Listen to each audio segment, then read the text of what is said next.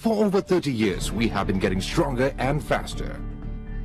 This year alone, we have added 4 new members, increasing our total to 30 members, contributing and exchanging news material every day. But our influence is just not limited to the region. We have been expanding our network across the globe. In the Middle East and Northern Africa, we have Sister Union, Arab States Broadcasting Union, sharing news with us daily. In Europe, we exchange news with over 60 different European broadcasters, and in America, CNN receives news materials from AVN and broadcasts them all over the world. Asian news is changing faster and having more of an impact on global affairs than ever before. Through improvements in technology, journalists are able to submit and access more news stories and receive updates faster through our newly integrated internet-based platform. The new internet platform has made it easier to contribute and access current news events, and the rise of membership participation has led to a dramatic increase of items being exchanged over the last year. With the exchange of news comes the exchange of ideas. Members can also benefit from AVN journalist workshops and attachment schemes in our bid to create partnerships, spread knowledge, and elevate standards. So, contribute your views in global affairs and join us as we document history in the making. Asia Vision, Asian news through Asian eyes. Bismillahirrahmanirrahim. Welcome you all to AVN News Bulletin of PSM News. I'm Zihurat Hassan. Myanmar wants to see clear evidence of what the UN and US calls ethnic cleansing of Myanmar's Rohingya Muslim population. About 700,000 of the ethnic group have fled to neighboring Bangladesh since an attack by insurgents sparked a brutal military crackdown in August 2017. Refugees accuse Myanmar's army of rape, mass murder and destruction of villages. A UN official speaks with VOA about his visit to a Rohingya refugee camp in Bangladesh. Moses Oni reports. It's been more than 6 months since a brutal military crackdown sparked the mass exodus of the Rohingya. But according to the UN, Myanmar continues its ethnic cleansing of the Muslim minority. People are still being killed, still being raped, still being beaten. UN Assistant Secretary General Andrew Gilmore met with newly arrived Rohingya at refugee camps in Cox's Bazar. He says Myanmar's military is using a policy of forced starvation against Muslims in the Rakhine state. Farmers have had their fields taken away from them by the authorities. Their animals have been stolen by Buddhist neighbors or just killed.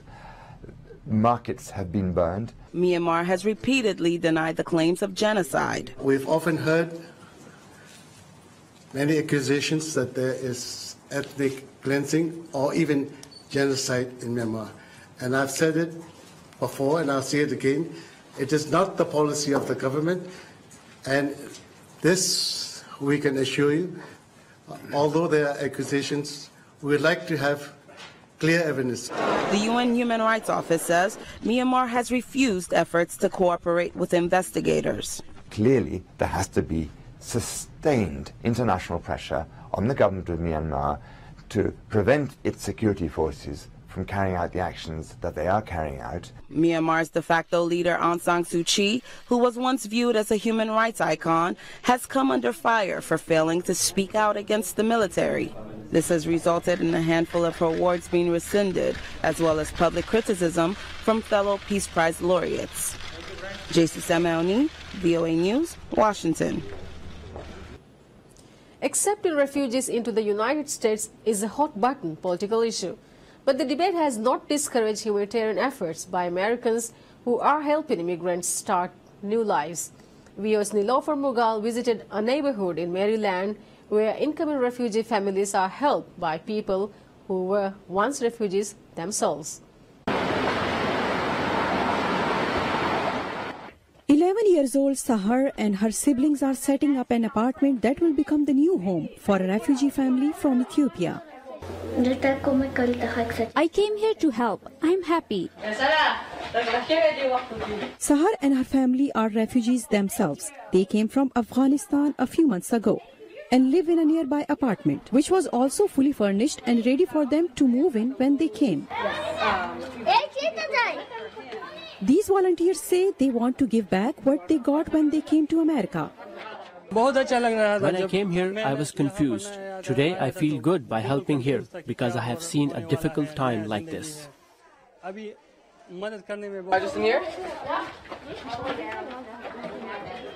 The program to help refugees settle in is organized by a Maryland-based non-profit called KindWorks.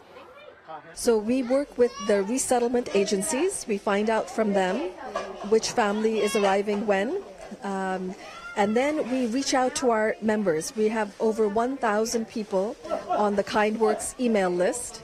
And we send out a sign-up sheet listing over 150 items that we need. Everything that makes a home a home. KindWorks has set up 17 apartments so far for refugees from Afghanistan, Syria, and several African countries. We are able to have been able to harness so much love and interest and care from Americans who know that these refugees are coming and they want them to feel welcome, and people keep giving, which is so meaningful. This apartment is ready and waiting for its new residents, who will arrive in a few days to start their new lives. Nilofer Mughal, VOA News, Riverdale, Maryland.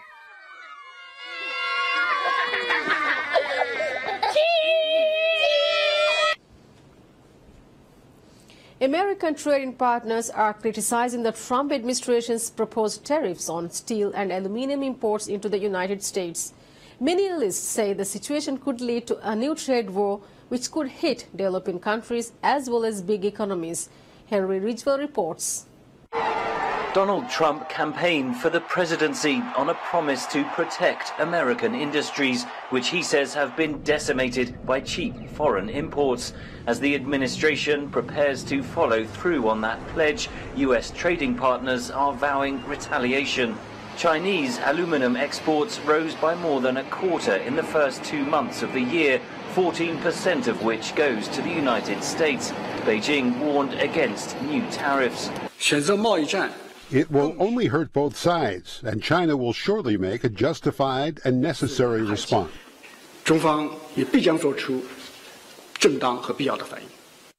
Europe, too, has threatened countermeasures targeting American exports. On the list, there are steel products, there are industrial products, and there are agricultural products. And certain types of bourbon is indeed on the list, as is other items such as peanut butter, cranberries, orange juice. The president claims U.S. steel and aluminum industries are vital for defense, and so tariffs are needed to protect national security. The WTO could face a difficult decision, says analyst Professor Ken Shadlin. The WTO rule, judges might say that, in fact, under the national security exemption, it's okay if the U.S. does that. And if that happens, then the whole system is basically done. Because, essentially, you can do whatever you want under national security. Shadlin says many developing countries signed up to the WTO in 1994 on the understanding that U.S. import tariffs had a strict upper limit, what's known as a bound tariff. Some countries liked some of these agreements, some countries didn't like some of these agreements. You accepted things that you would never have done ordinarily in order to get a certain concession. And one of the main concessions was that U.S. tariffs would be bound at a fairly low level. So now, and that was agreed in 1994, so now almost 25 years later, if the U.S. can essentially just eliminate those bounds, that's seriously problematic. Europe says it is coordinating efforts with other countries around the world to prepare for U.S. tariffs. The spectre of a trade war is looming, and many fear economic pain on all sides. Henry Ridgwell for VOA News, London. Despite opposition from many in his own party and warnings of retaliation by U.S. trading partners abroad, President Donald Trump rolls out tariffs on steel and aluminum imports, crossing off a major item on his trade agenda. The move came on the same day 11 countries signed the Trans-Pacific Partnership Free Trade Deal without the U.S. VOA's Bill Gallo reports. 11 nations signing the Trans-Pacific Partnership, a significant move to reduce global trade barriers, even as President Donald Trump on Thursday moved to increase them. Trump, who pulled out of the TPP last year, rolled out tariffs on steel and aluminum, part of a bid to protect U.S. producers. The backbone of America, you know that. Very special people. The White House initially said the tariffs would apply to all steel and aluminum imports, 25% on steel and 10% on aluminum. It's since walked that back. For now, the taxes will not apply to Mexico and Canada, who are involved in free trade negotiations with the U.S. Other countries can also apply for exemptions. Trump says the tariffs aren't necessary for national security.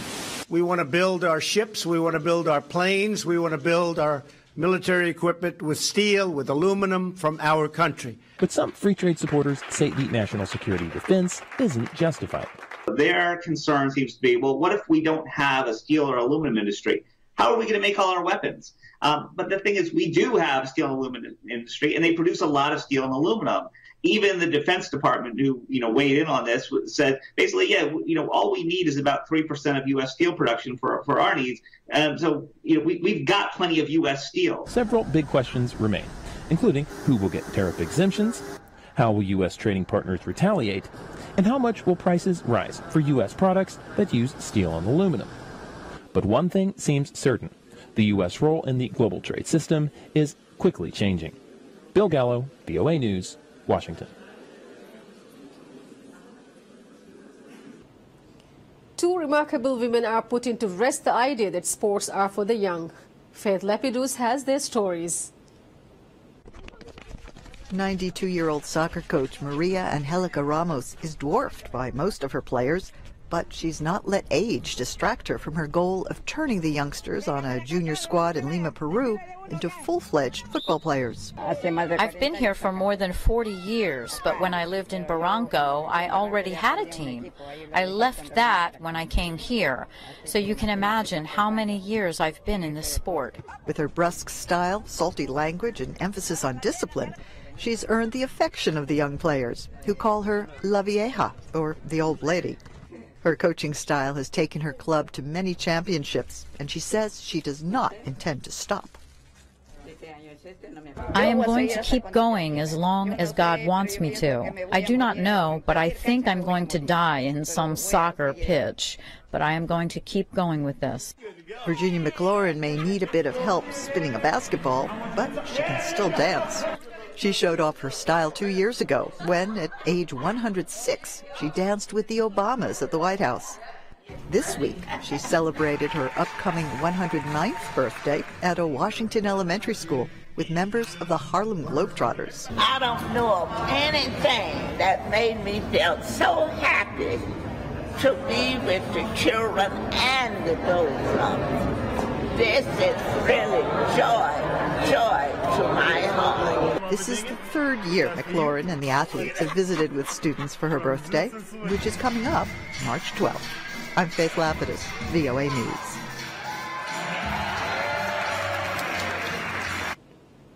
Students around the United States create virtual businesses that produce stimulated products which are marketed and sold for virtual money. Mike's Osulvia reports that hundreds of students and entrepreneurs came to Pasadena, California to promote the virtual companies they have created.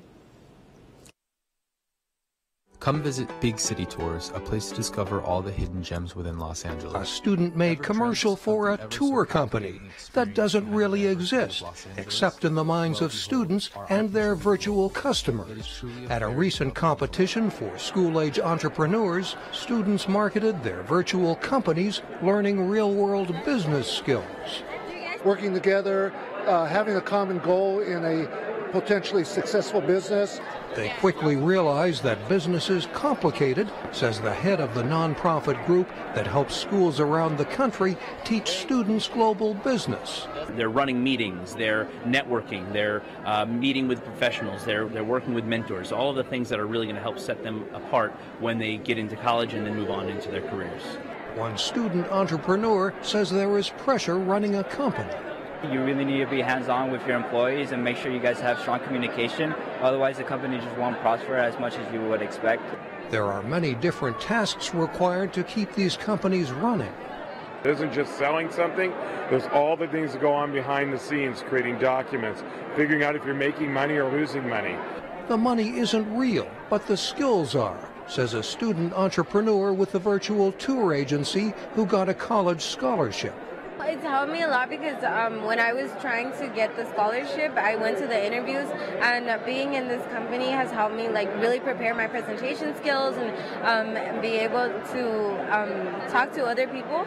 Useful skills, whether or not these students ever start their own companies. Mike O'Sullivan, VOA News, Los Angeles. With that, we conclude the ABN News Bulletin for today. Thanks for joining us and have a pleasant day ahead. Bye-bye.